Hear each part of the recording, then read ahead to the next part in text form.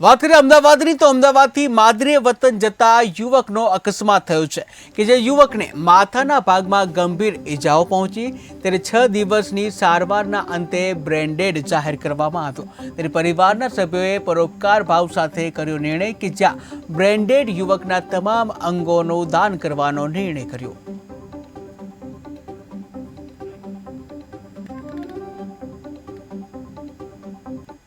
એજ મહાદાનના theme પર કામ કરતી અમારી ટીમ દ્વારા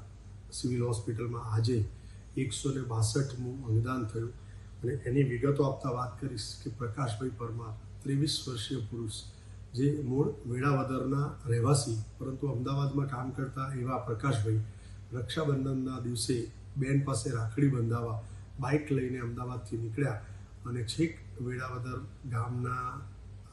પહોંચતા પહેલાં જ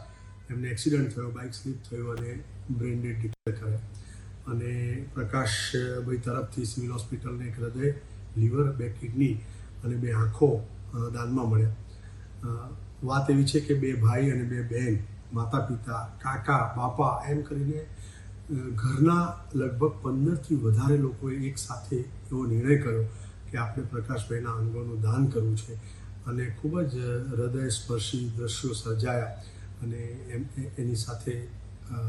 પ્રકાશભાઈ એમના અંગોના દાન કર્યા એ પણ રક્ષાબંધનના દિવસે। આ અંગો કદાચ કોઈ એવી બહેનોને એના ભાઈનું જીવન લાંબુ કરી શકે એના માટે ખૂબ જ ઉપયોગી થશે।